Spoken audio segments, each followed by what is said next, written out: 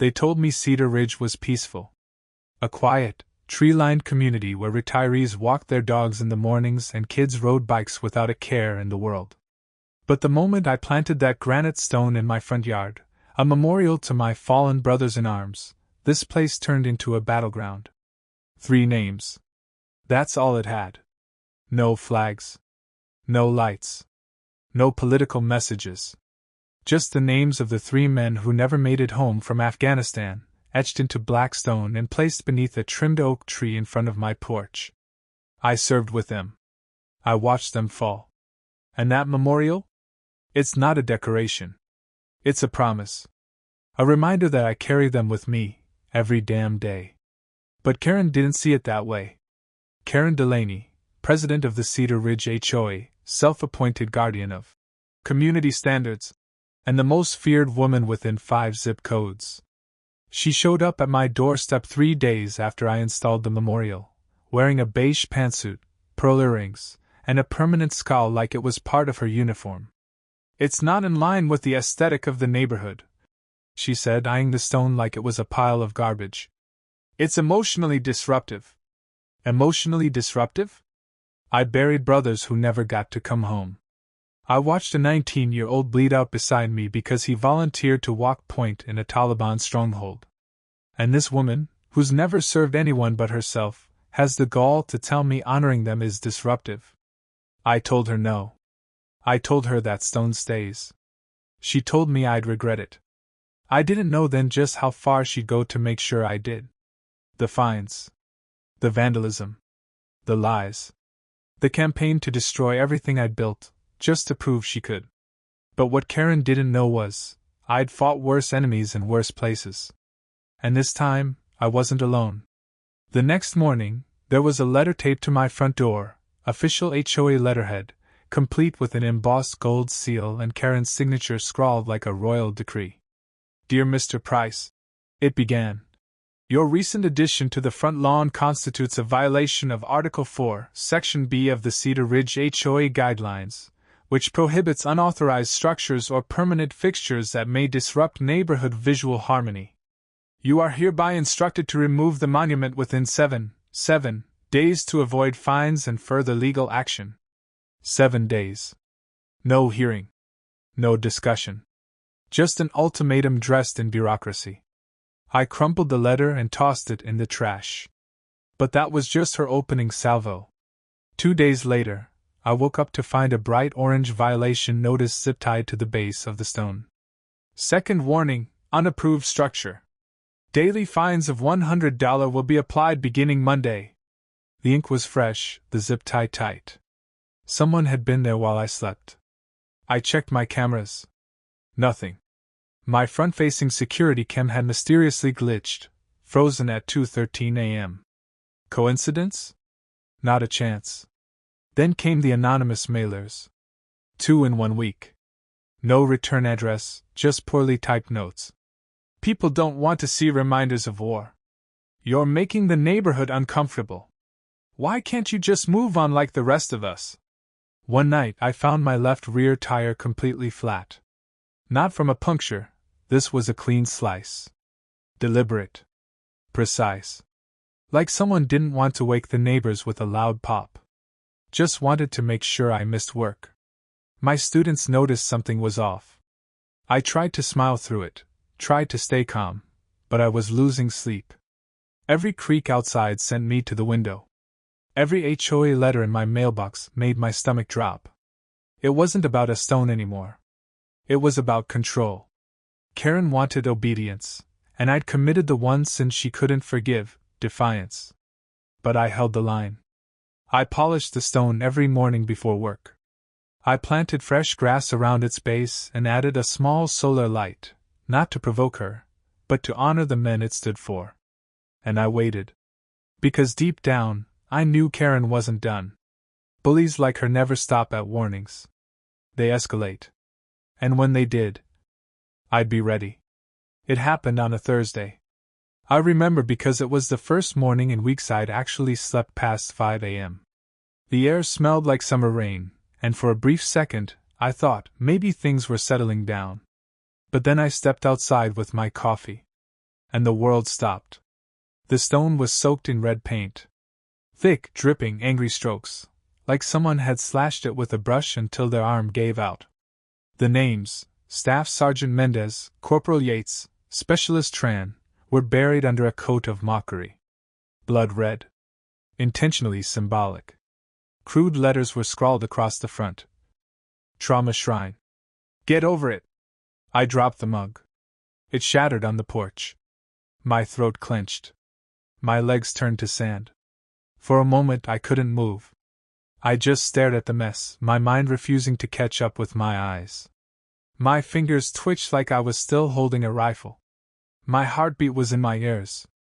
I had seen blood on real sand. Real names chiseled into real stone.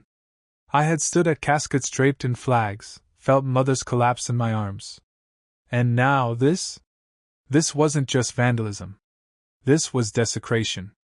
Should war memorials be protected from HOA rules? Comment yes or no. I knelt in front of the monument, tracing my thumb along the groove where Yates's name used to be visible. The paint was thick, already drying in the morning sun. Whoever did this had come prepared. Had taken their time. Had meant every stroke. I looked around the yard. No footprints. No tools. Just the ugly red message and silence. My camera? Still dead. Same glitch. Same hour, 2:13 a.m. They knew what they were doing. I felt anger rise in my chest, hot and sharp, but it was the grief that broke me. Because this wasn't about me anymore. They'd insulted the dead. My brothers. The men who gave everything while someone like Karen sat comfortably in her gated bubble. I went inside, grabbed towels and a bucket of soap. Spent 2 hours scrubbing with everything I had. The red smeared, then thinned, then faded, but it never completely left. Not from the stone. Not from me. When I finally stood back, covered in sweat and paint and shame that didn't belong to me, I whispered something I hadn't said in years. I'm sorry, boys. I should have protected you better. That was the moment I stopped playing defense. Karen wanted war? She just made it personal. The sun was already high when I finally stood back from the stone, my hands raw from scrubbing. I was ready to call it a day, but something caught my eye, a faint red smudge on the edge of my walkway, several feet from the monument. I crouched down and saw it clearly. A partial shoe print. Not boot tread. Not sneakers. A slim, narrow sole with a pointed toe, definitely not mine. And definitely not made for work. It looked like someone had tried to wipe it away but missed the spot. I didn't touch it. I just stared, heart thumping, knowing I had something. I knocked on my neighbor Pete's door 20 minutes later. Pete was retired Army, 2 tours in the Gulf, now spends most of his time restoring motorcycles and yelling at squirrels. He and I weren't close, but we had a mutual respect. The kind that only comes from having worn the same kind of dirt. Hey, I said, you still got that motion camera on your garage? He raised an eyebrow. Something happen? I didn't say a word. Just nodded toward the stone in my yard. Pete didn't ask questions. He pulled me into his garage and started scrolling through footage on his old laptop. And there she was. 2:12 a.m. A tall woman in dark clothes. Face obscured by a hood, but the walk was unmistakable. I'd seen that posture. That stiff, self-important march. Karen. But she wasn't alone. A younger guy, maybe late 20s, carried a paint can and long-handled brush. He looked nervous, twitchy. She pointed at the monument, said something we couldn't hear, then stepped back while he did the dirty work. Pete let out a low whistle. That the Queen herself? I nodded, jaw clenched. Karen had finally crossed the line from HOA harassment to criminal vandalism. And she was stupid enough to bring a witness, and get caught on camera doing it. She thought I'd roll over and take it. But now I had evidence. And I was about to make sure she'd regret ever laying eyes on that stone. By Friday morning, I had Pete's footage backed up in 3 places. The evidence was solid, time-stamped, clear, and damning. But before I could even decide what to do with it, Karen struck again. Only this time, She didn't use paint. She used rumors.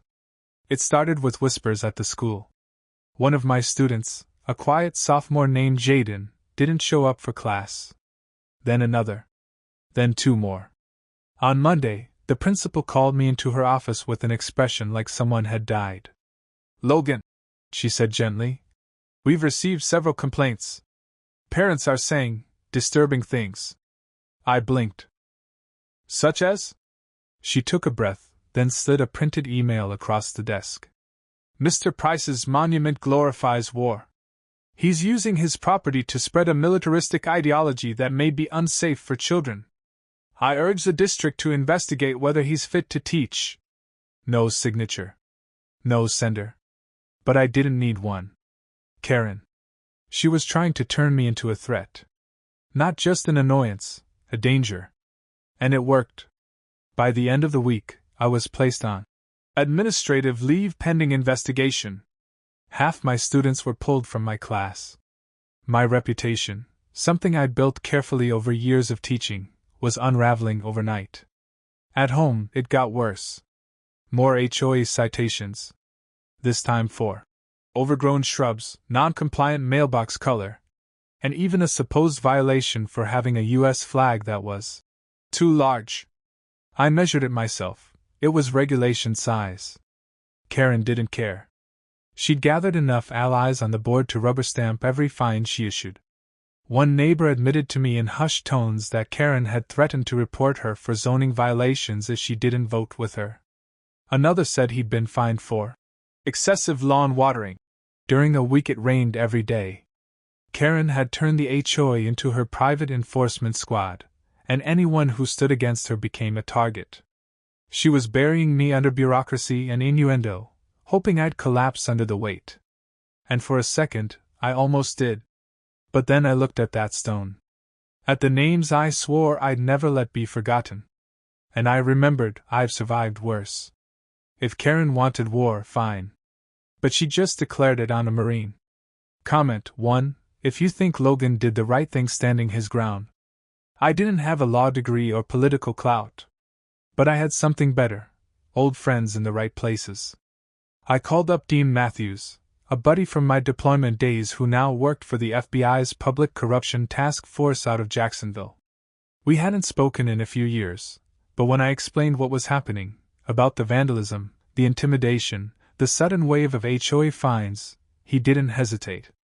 "You're saying this woman controls the entire HOA and is targeting residents with bogus violations?" Dean asked. "Worse," I said. "She's trying to destroy my life over a rock with 3 names on it." Dean didn't laugh. He just said, "Send me everything. Every letter. Every fine. Every email." And I did. Within 72 hours, Dean called me back. "You're onto something," he said. "We ran a surface-level background check on the Cedar Ridge HOA's financials. It doesn't look right." According to tax records and state filings, the HOA had reported nearly $150,000 in beautification and infrastructure expenses over the past 18 months. But Dean's team dug deeper. Turns out, Karen had approved invoices for community enhancements that included things like imported marble tiles, custom lighting systems, and even a $9,600 security gate consultation, despite the fact that Cedar Ridge didn't have a gate. Even worse? Several of the vendors listed didn't actually exist. Or rather, they existed on paper only, LLCs registered out of state, all with mailing addresses tied to a P.O. box Karen controlled. "She's laundering HOA funds," Dean confirmed. "Skimming money through fake contracts. That's wire fraud, tax evasion, and a few other federal crimes depending on the paper trail." My blood ran cold, and then hot. Karen wasn't just a petty tyrant.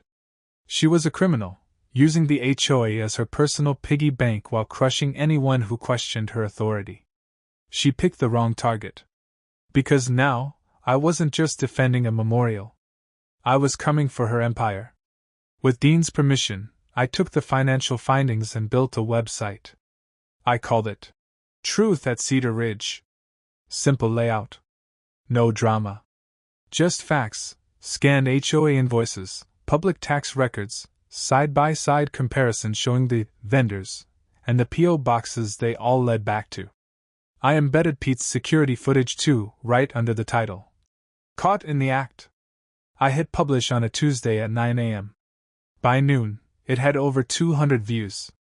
By evening, the emails started flooding in. Logan, I thought I was the only one. She fined us $500 for wind chimes. She threatened to foreclose if we didn't repaint our door. My husband's been depressed for months because of the harassment. People I hadn't spoken to in years, some I'd only waved to across the street, were suddenly showing up on my porch, sharing their stories in hushed voices, afraid to speak too loud even on their own property. Margaret, 2 doors down, revealed she'd been fined $1,200 over a non-native plant in her garden, roses she'd planted in memory of her daughter. Old man Jeff, a Korean War vet, had stopped putting up his flag on national holidays after Karen warned him it was politically provocative. And Linda? She showed me a letter threatening eviction over a kid's tricycle left near the sidewalk. These weren't rules. They were weapons. Karen had used fear as her currency, isolation as her control. But now, the silence was breaking. One by one, the neighbors began to speak up. We created a shared folder with HOA citations, letters, and voice memos. I added a forum to the site, anonymous, encrypted, where people could post freely. And they did. Within 48 hours, over 30 residents had submitted complaints. Karen had ruled Cedar Ridge like a queen behind closed doors for nearly 5 years. Now the lights were on. And her subjects were starting to revolt. The real breakthrough came from an unlikely source, a dusty old Dell laptop, buried in a filing cabinet in the HOA clubhouse. Dean had gotten a quiet tip from someone inside the city clerk's office, a clerk who'd processed Cedar Ridge's HOA registration paperwork and flagged a missing annual audit. That led me to Mark Bellamy, a former treasurer who'd resigned 2 years earlier under vague circumstances. I found him living 3 towns over, running a bait shop and chain-smoking like it kept his sanity intact. When I introduced myself, he didn't even blink. Just said, "You hear about Karen?" He handed me the laptop without hesitation. HOA records. She never knew I kept a copy. Back up everything before it disappears. The laptop was slow, the screen cracked, but once it booted, the files were gold. There were spreadsheets spanning 5 years of HOA expenses, complete, itemized, and very different from what was shown in the official public records. Payments to Greentree Landscaping, that didn't match any work orders. Consulting fees, to shell companies. Even HOA reimbursements to Karen herself, groceries, salon visits, hotel stays labeled as board retreats. Worse yet, some invoices were marked, paid, twice, once in full, then again under a different vendor name. Dean's team combed through it all. The verdict? She's not just skimming. This is full-scale embezzlement. Over $200,000 diverted across 5 years. Most of it through circular payments, fraudulent reimbursements, and fake contractors. It was methodical. Cold. And exactly what you'd expect from someone who believed no one would ever question her. We found one PDF labeled, "Private, do not share." It listed the personal addresses of residents who'd opposed her in meetings, next to HOA violation codes, fine amounts, and notes like, "Won't fight," or "Threaten with lien." Karen hadn't just stolen money. She'd kept a hit list. And now, we had it all. I copied the entire drive and delivered it straight to Dean's team that night. Because Karen thought HOA power made her untouchable. But we just found her ledger. And it was about to blow her world apart. I should have known she wouldn't go down quietly. The day after I handed over the hidden ledger, I was served with a summons. Karen had filed a civil suit against me for defamation, incitement, and community disruption. Her claim? That my website and public accusations had turned Cedar Ridge into a hostile environment, sowing division and damaging the HOA's reputation beyond repair. She didn't even deny the stone anymore.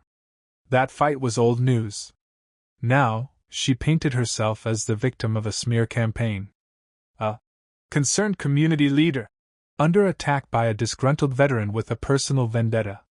And of course, she brought in a lawyer from downtown Tallahassee, slick suit, leather briefcase, the kind of guy who probably charged $1,000 an hour just to breathe.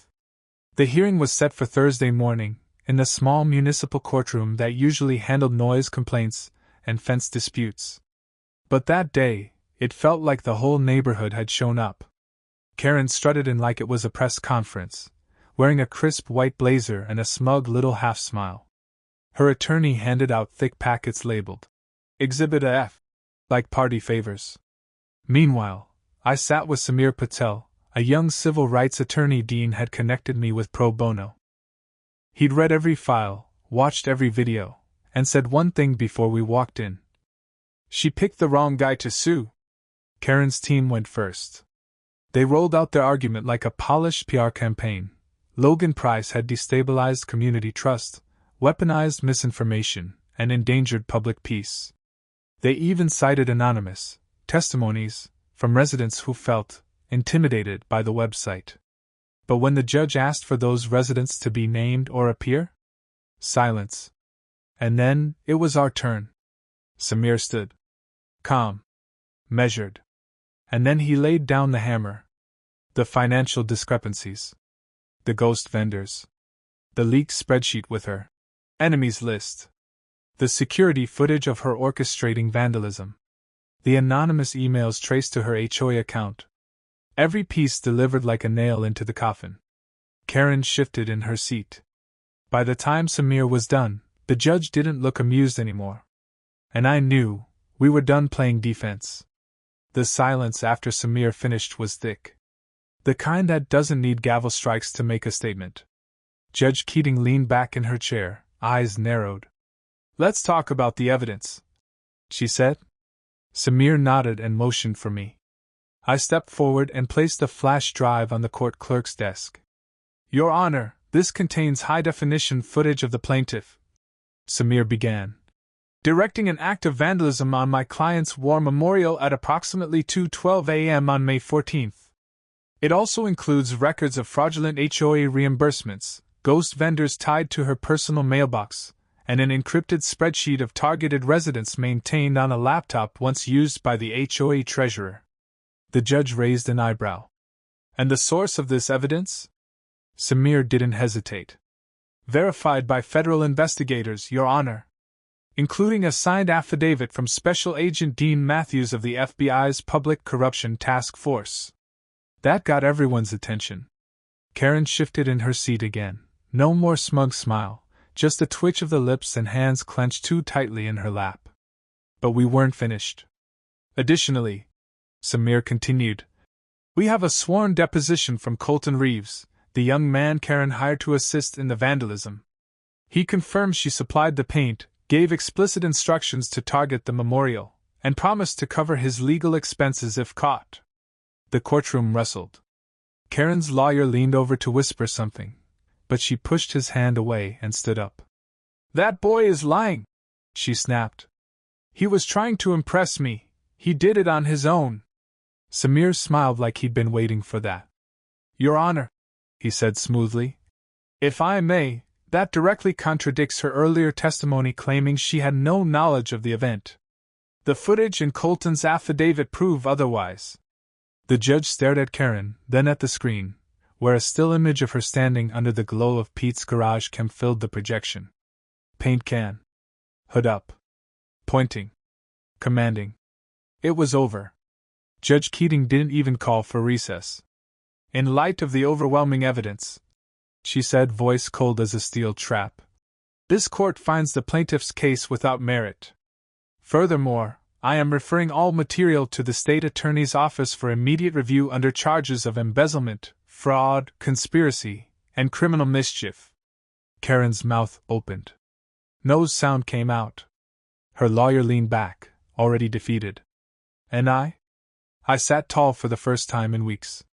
Not just because I'd cleared my name, but because I'd stood up, finally, not just for myself, but for every neighbor she had silenced. The memorial still stood. But now, so did the truth. Karen was sentenced to 6 years in state prison, with an order to repay $227,000 in restitution to the Cedar Ridge HOA. The day she was led out of court in cuffs, not a single neighbor defended her. The silence she once enforced had turned into a roar of accountability. Within weeks, a new HOA board was elected. Residents who had once been too afraid to speak now stood proudly to rebuild. Transparency policies were implemented. Financial audits made public. For the first time in years, Cedar Ridge felt like a community again. And as for the stone? They didn't just leave it alone. They built around it. The new board installed a circular bench, a flower bed with fresh lavender, and a bronze plaque that read, "In honor of those who served. In memory of those who didn't come home." On Veterans Day, I stood beside that stone while neighbors gathered, some with flags, some with tears, all with respect. The mayor of Tallahassee even showed up to present me with a Civic Courage Award, though I told him it belonged to everyone who dared to stand up. That night, I sat on my porch, looking at the memorial under soft lights and listening to the quiet, not fearful quiet, but peaceful quiet. And I thought of Mendez, Yates, and Tran. I'd built that stone to remember them. Turns out, it helped save a whole neighborhood. And I think they'd be proud of that. Know someone battling their HOA? Share this story with them, and don't forget to subscribe for more justice like this. If there's one thing this experience taught me, it's this. Silence enables bullies, but truth dismantles them. Karen thrived on fear, on people assuming she was too powerful to fight, too connected to challenge. But when good people stood together, shared their voices, their stories, and their proof, her empire fell. We also learned that symbols matter. That a simple stone with 3 names can become more than a memorial. It can become a rallying point for justice. When we protect what's sacred to us, we're not just honoring the past, we're shaping the future. And perhaps most importantly, community isn't built by rules. It's built by people. People who listen. People who show up. People who, even when afraid, decide to do the right thing anyway. So if you're watching this and dealing with a Karen of your own, an HOA, a boss, a neighbor, just know this, you're not alone. And you don't have to stay quiet. Sometimes standing up for what's right starts with one small act of defiance. Sometimes it starts with a stone.